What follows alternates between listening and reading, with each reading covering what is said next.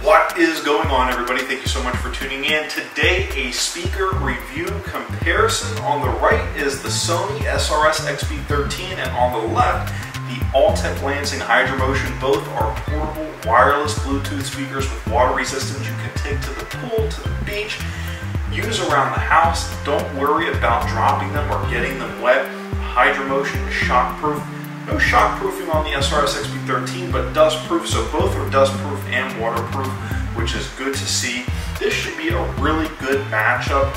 Even though the Altec Lansing was on sale for $19.99, down from $49.99, a savings of $30, it typically retails for $49.99, and the Sony, even though it was on sale $10, $49.99 down from $59.99, typically retails for $59.99, so both are a good option depending on which one you go with, which is why I wanted to compare them to see if there really is a difference between the price tag of each. The Sony has the longer battery life of 16 hours, as where the Altec Lansing has a battery life of 12 hours, but then again, the Altec Lansing has LED lights on top, the Sony does not. Both come with clips or straps in their respective cases. The Sony comes with a lanyard so you can hang it from things, maybe the post of a tent if you're at the beach and you put a tent up. The Altec Lansing with the carabiner clip, same idea, hang it from something. The Altec Lansing is a 360-degree speaker. The Sony, though, even though it doesn't advertise 360-degree sound, is a top-firing speaker, so should be room-filling nonetheless.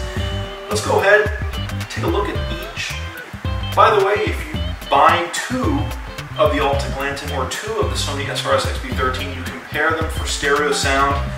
So like I said, both of them have very similar specifications, USB Type-C charging. The only difference is the Sony is smaller, as you can see, has the longer battery life.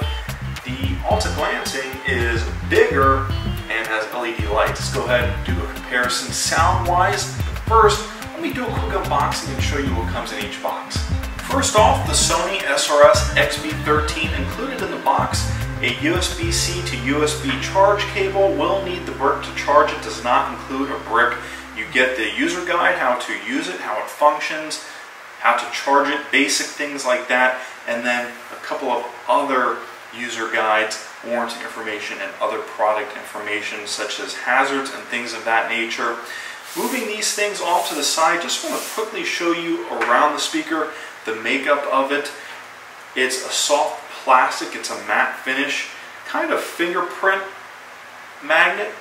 It's got the Sony logo emblazoned on the side. It's got these really cool gaps where you can look through to the other side of the speaker on the bottom. At the back of the speaker, power, Bluetooth, play, pause. Just a simple click turns the speaker on, which puts it directly into pairing mode, and a plus and minus. Also on the box, this speaker advertises microphone and being able to receive and make phone calls, which will probably be functional using the play and pause button. What I really like is these buttons are clicky and seemingly very nicely sealed and closed off from water and debris. It is dust resistant, and on the top, of course, you can see the speaker itself. It's a top firing speaker, should have room filling sound, and last but not least, a lanyard. But last but not least is the Altec Lansing Hydramotion 360-degree speaker. In the box comes a user guide for simple instruction, the carabiner clip, and the USB to USB-C charge cable. Getting these items out of the way just to show you around the speaker.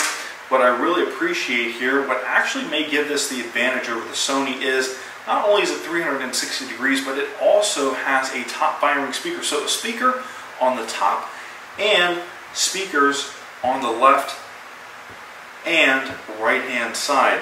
So starting with the back of the speaker, you get clicky buttons to power the device on, Bluetooth pairing to control the LED lights. There's also a voice assistant button and volume up and down. And last but not least, on the back of the speaker, again on the other side, is an enclosed charge port And even though this comes with a carabiner clip, what's actually really interesting is at the bottom of the speaker is another clip that you can actually tuck in if you want to hang this from somewhere, like a lantern, for example.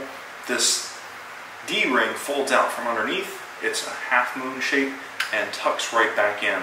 It's underneath the speaker and does a good job of staying put once you tuck it back in. Okay guys, so the sound test is complete. Let's talk about the differences between each speaker. Let's talk about if they're worth it at their respective price points, and most importantly, let's talk about EQ.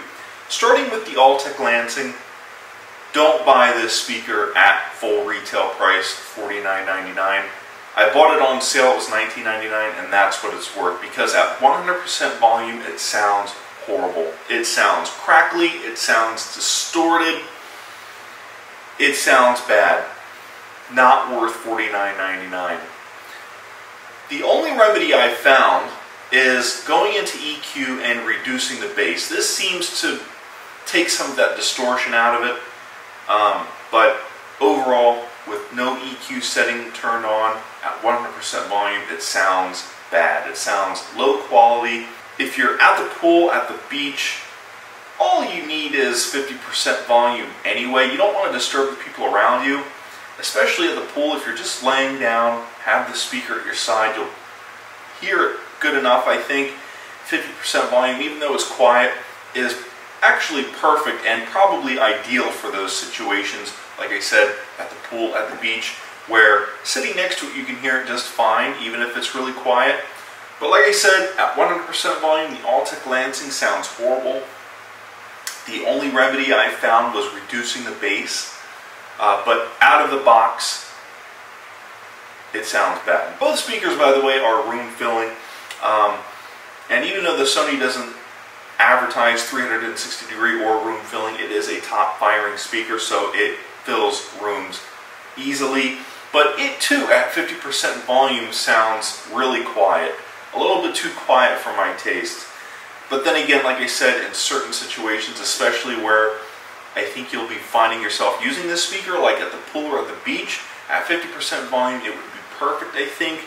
But the Sony is the quality speaker. Whether you buy it on sale or pay full retail, $59.99, it's going to sound great either way. So at 100% volume, it sounds fantastic. Trying it on different EQ settings, it reproduces those different EQ settings great. It has a wide and varied sound stage.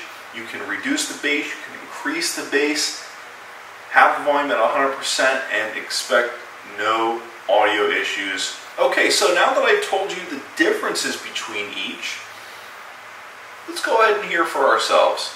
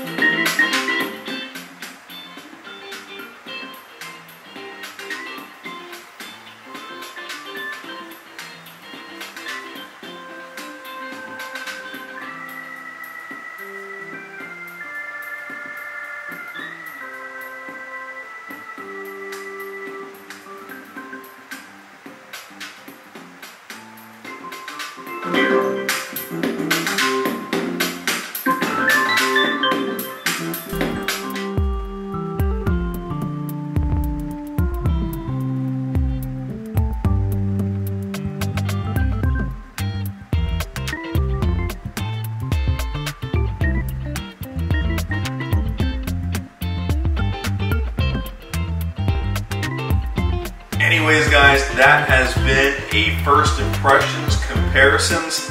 Each of these speakers I picked up at Target. They were on sale. The Sony was on sale from $49 down from $59. It was a savings of $10. It comes in a variety of colors.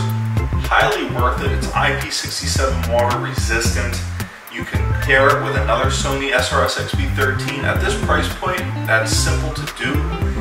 Not a huge price to pay if you want to pair them and have stereo sound. What I found was that at 50% volume it's a little bit quiet, but overall the Sony is a high quality speaker. It's got this really cool matte finish design. It's got the lanyard to hang it from things, so if you set a tent up, you can hang it from the post in the corner. Overall, great versatility, great sound, and quality. You can be assured it is a quality speaker. The Altec Lansing, on the other hand, at 100% volume sounds distorted, sounds low quality. You have to lower the volume a couple notches to get it to sound somewhat normal, but even then it still sounds bad. You can hear how bad it sounds. You can still hear the distortion. And what I found was, even though there is a saving grace reducing the bass, out of the box, don't expect it to sound as good as the Sony. And do not, or at least I recommend not buying this at full retail price, only buying it on sale or not at all. There are other speakers out there, undoubtedly, that cost the same as this that sound better. Like I said, don't pay retail price for this. It's typically $49.99. I bought it at $19.99. Kind of not worth it either way due to the fact that it's quiet at 50%, so if you want to listen to it at 100%, which you might want to, you're not going to enjoy it anyway, because like I said, it just sounds distorted. Anyways guys, that is it for this review. Hit that like button, subscribe, hit the bell icon to get notified when I post to YouTube. Share this video with friends and family, and once again, thanks again so much for tuning in. My name is John. I will see you in the next video.